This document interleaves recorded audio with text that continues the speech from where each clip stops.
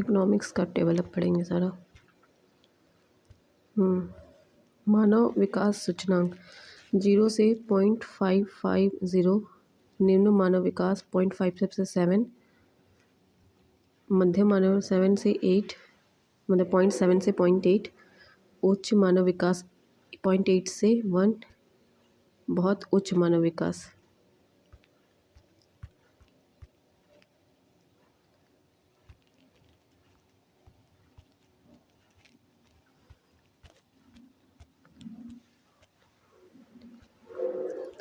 राष्ट्रीय उत्पाद या घरेलू उत्पादों का सही मूल्य निकालने के लिए, जिससे कोई वस्तु या सेवा दोहरी गणना में ना आ जाए, यानी माध्यमिक वस्तुओं या प्रयुक्त आगतों को आकलन में आने से रोकने के लिए हम जिस विधि का प्रयोग करते हैं उसे ही मूल्यवर्धन निधि कहते हैं। मूल्यवर्धन उत्पादन प्रक्रिया में श्रम, पूंजी और अन्य साधनों के योगदान को प्रदर्शित करता है, और जब हम इससे उत्पाद पर लगे करों के मूल्य को जोड़ देते हैं तथा उसमें से उत्पाद अनुदान को घटा देते तो सभी निवासी उत्पादक इकाइयों के ऐसे मूल्यवर्धनों का योग ही जीडीपी होता है। अंत किसी भी राष्ट्र का जीडीपी सकल मूल्यवर्धनों का योग होता है, जिसमें ह्रास नहीं निकाला गया है पर कर अनुदान का समायोजन किया गया है।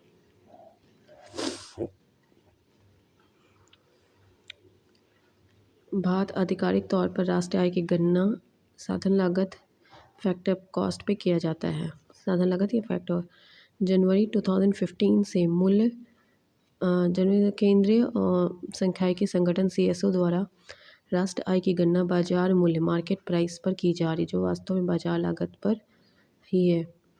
सकल मूल्यवर्धन ग्रॉस वैल्यू एडेड में उत्पाद करों को शामिल करने के बाद बाजार मूल्य ज्ञात किया जाता है।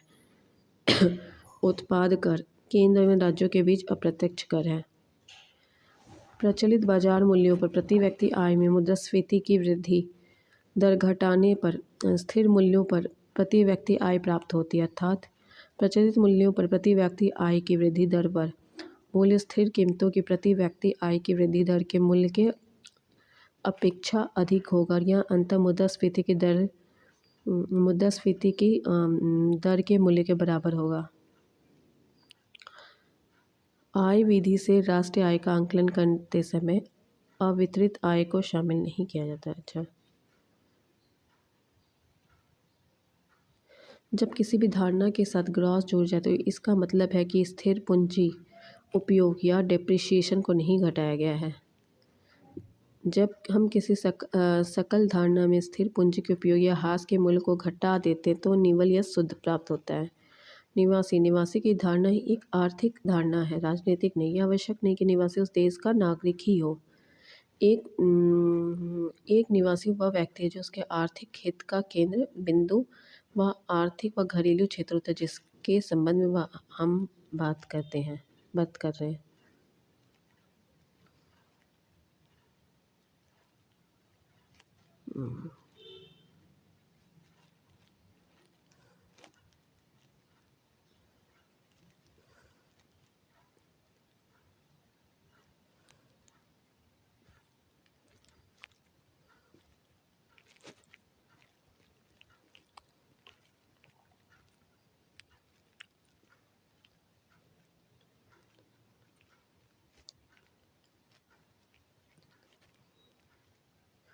हाँ, 5 ईयर प्लान पहला से 12वें तक 1951 to 56, 56 to 61, 61 to 66, 69 to 74, 74 to 78, 1980 to 85, 85 to 90, 92 to 97, 97 to 2002, 2002 to 2007, 2007 to 2012, 2012 to 2017।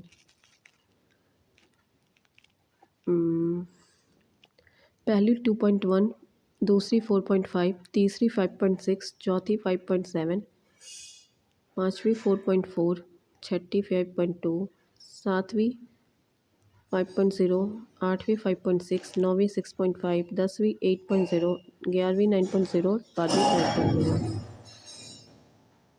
फिर फर्स्ट वाला ठीक ज़्यादा था, 3.60 था फर्स्ट वाला। फिर पाँचवीं वाला भी ज़्यादा था, फिर छठवीं वाला भी ज़्यादा था, फिर 7वीं वाला भी ज़्यादा था, फिर 8वीं वाला भी 6.8 ज़्यादा था। 8वीं वाला भी ज़्यादा था। इसके अतिरिक्त 7 वार्षिक योजनाएं भी बनी। ये वार्षिक योजनाएं 1966, 67, 67, 68, 68, 69, 78, 79, 79, 80, 90, 91, 92, 90 से 91, 91 से 92 के लिए बनी है। 1978-83 के लिए जनता सरकार में अनवरत योजना चलाई। तो 98 में कांग्रेस सरकार ने इसे रोककर 1980 में छठी पंचवर्षीय योजना शुरू किया। पहली 3 योजनाओं का लक्ष्य राष्ट्र आय के संदर्भ में निर्धारित किया गया। चौथी योजना का लक्ष्य कुल घरेलू उत्पाद में है। बाकी सभी योजनाओं में यह सकल घरेलू उत्पाद के संदर्भ में है।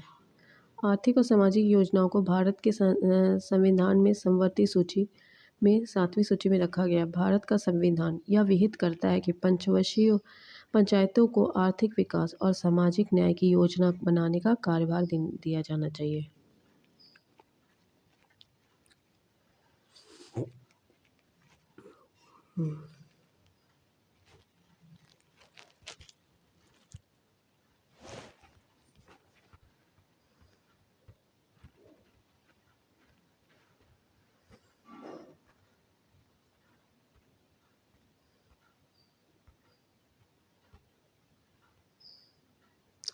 लॉरेंस वर्क को 1905 में मैक्स ओ लॉरेंज ने एवं गिनी गुणांक को 1912 में कोरेडो गिनी ने विकसित किया। विषमता समायोजित प्रति व्यक्ति आय धारणा, ये इस धारणा का प्रतिपादन नोबेल पुरस्कार में संपन्न अर्थशास्त्री प्रोफेसर अमर्त्य सेन ने किया। उनके आय के आधार पर और इसके वितरण के आयाम को जोड़कर आर्थिक कल्याण की माप के लिए इस अवधारणा का विकास किया। उनके अनुसार W equal to mu under bracket 1 - G, W कल्याण, म्यू प्रति व्यक्ति आय, G विषमता क्या है।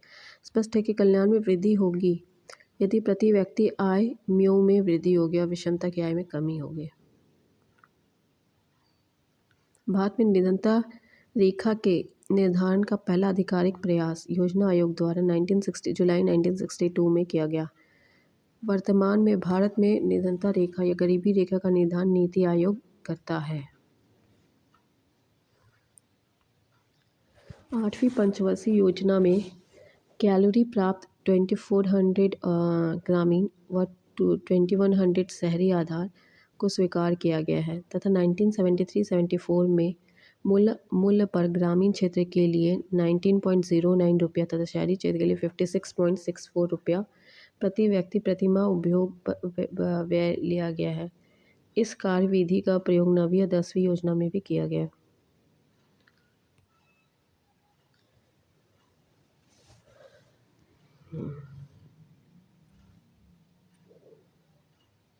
तेंदुलकर समिति ने गरीबी के निर्धारण के लिए जीवन निर्वाह लागत सूचकांक यानी कि प्रति व्यक्ति उपभोग व्यय को आधार बनाया।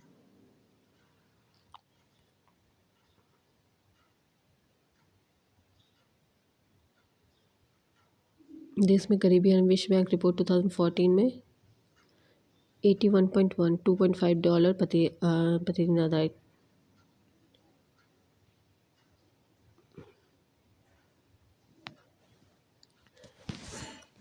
NSSO के 68वें रिपोर्ट के अनुसार 21.92 है और योजना आयोग के द्वारा भी 2013 का 21.9 है। रंगाराजन के हिसाब से 29.5 है गरीबी।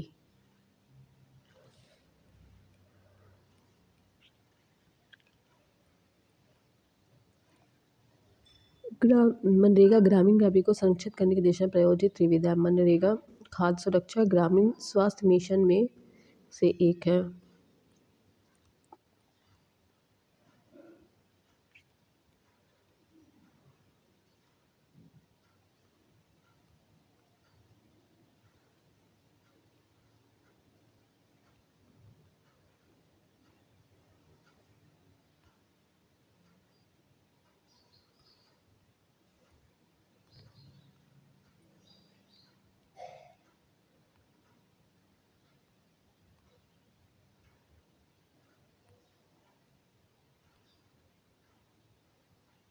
पहले चरण में राष्ट्रीयकृत 14 है, दूसरे चरण में राष्ट्रीयकृत बैंक 6। बैंकिंग क्षेत्र की प्रचलित शब्दावली। बैंक रेट, जिस सामान्य ब्याज दर पर रिजर्व बैंक ऑफ इंडिया द्वारा वाणिज्यिक बैंकों को पैसा उधार दिया जाता है, बैंक दर कहलाती है। इसके माध्यम से रिजर्व बैंक द्वारा साख नियंत्रण या क्रेडिट कंट्रोल किया जाता है। रेपो दर, अल्पकालिक आवश्यकताओं की पूर्ति हेतु जिस ब्याज दर पर कमर्शियल बैंक रिजर्व बैंक से नकदी ऋण प्राप्त करते हैं, रेपो दर कहलाती है। रिवर्स रेपो दर, अल्पकालिक अवधि के लिए रिजर्व बैंक द्वारा कमर्शियल बैंकों से जिस ब्याज दर पर नकदी प्राप्त की जाती है, रिवर्स रेपो दर कहलाती है। सामान्यतः बाजार में मुद्रा की आपूर्ति बढ़ जाने पर या उसमें कमी लाने के उद्देश्य से रिजर्व बैंक द्वारा बड़ी ब्याज दरों पर कमर्शियल बैंक को अल्प अवधि के लिए नकदी रिजर्व बैंक में जमा करने हेतु प्रोत्साहित किया जाता है। बचत बैंक दर, बैंक ग्राहकों की छोटी छोटी बचतों पर बैंक द्वारा दी जाने वाली ब्याज दर को बचत बैंक दर कहा जाता है। जमा दर, बैंक ग्राहकों की सावधि जमाओं पर दी जाने वाली ब्याज दर की जमा दर कहा जाता है। नकद आरक्षित अनुपात, किसी वाणिज्यिक बैंक में कुल जमा राशि का वह भाग जिसे रिजर्व बैंक के पास अनिवार्य रूप से जमा करना पड़ता है, नकद आरक्षित अनुपात कहा जाता है। इसकी दर जितनी ऊंची होगी, बैंकों की साख सीजन क्षमता उतनी ही कम होती है। वैधानिक तरलता अनुपात SLR, किसी भी वाणिज्यिक बैंक में कुल जमा राशि का वह भाग या प्रतिशत भाग जो नकद, स्वर्ण या विदेशी मुद्रा के रूप में उसे अपने पास अनिवार्य रूप से रखना पड़ता है, वैधानिक तरलता अनुपात कहलाता है। बैंकों को वित्तीय संकट का सामना करने हेतु रिजर्व बैंक द्वारा ऐसी व्यवस्था की गई है। प्राइम लेंडिंग रेट, किसी बैंक के लिए प्राइम लेंडिंग रेट वह ब्याज दर है जिस पर बैंक उस ग्राहक को जिसके संबंध में जोखिम शून्य को ऋण देने को तैयार है। यह दर एक तरह से आधार दर के रूप में कार्य करती है, जिसको ध्यान में रखकर अन्य उद्यमी के संबंध में बैंक अपनी ब्याज दर निर्धारित करता है। आधार दर प्रणाली, बेस रेट, RBI ने PLR आधारित उधार देय प्रणाली के स्थान पर जुलाई 2012 के आधार पर दर प्रणाली लागू किया। इसकी गणना लागत आधारित सूत्र से की जाएगी। यह PLR से कम होगा। कोई भी बैंक इससे नीची दर पर किसी भी को भी उधार नहीं देगा।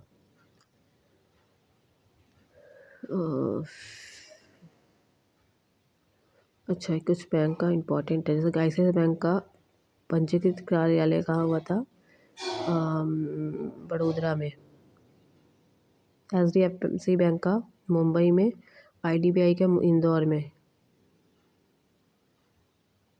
UTI बैंक का नाम बदलकर एक्सिस बैंक लिमिटेड कर दिया गया है जुलाई 2007 में। निजी क्षेत्र में 2 नए बैंक। बंधक बैंक, इस बैंक का उद्घाटन 23 अगस्त 2015 को कोलकाता में वित्त मंत्री अरुण जेटली ने किया। IDFC बैंक, इसका उद्घाटन 19 अक्टूबर 2015 को, मुख्यालय मुंबई में।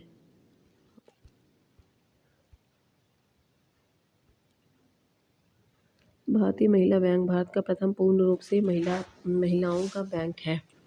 इसकी शुरुआत 19 नवंबर 2013 को 1000 करोड़ रुपए की पूंजी के साथ की गई। इसका उद्घाटन संयुक्त रूप से 19 नवंबर 2013 तत्कालीन प्रधानमंत्री मनमोहन सिंह एवं सोनिया गांधी ने किया। उषा अन्नन सुब्रमण्यम को महिला बैंक की प्रथम निदेशक नियुक्त किया गया। इसका कॉरपोरेट कार्यालय नेहरू प्लेस, नई दिल्ली के IFCI टावर में। यह पहला सार्वजनिक बैंक जो संसद के अधिनियम के द्वारा समामेलित किया गया है। 21 मई 2014 को भारतीय महिला बैंक को RBI अधिनियम की दूसरी अनुसूची 1934 में शामिल करने की अधिसूचना की घोषणा की गई। भारतीय महिला बैंक को अनुसूची में शामिल किए जाने के साथ ही भारत में अनुसूची वाणिज्यिक बैंक की कुल संख्या अब 1990 हो गई। इसकी 5 शाखाएं ही मुंबई, कोलकाता, चेन्नई, अहमदाबाद और गुवाहाटी में काम करना शुरू करेगी। महिला बैंक का 1 अप्रैल 2017 को स्टेट बैंक ऑफ इंडिया में विलय कर दिया गया।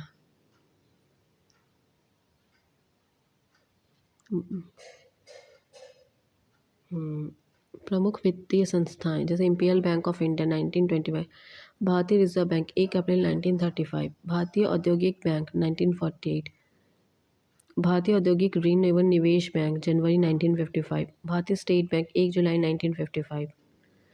यूटीआई मुख्यालय है मुंबई में 1 फरवरी 1964।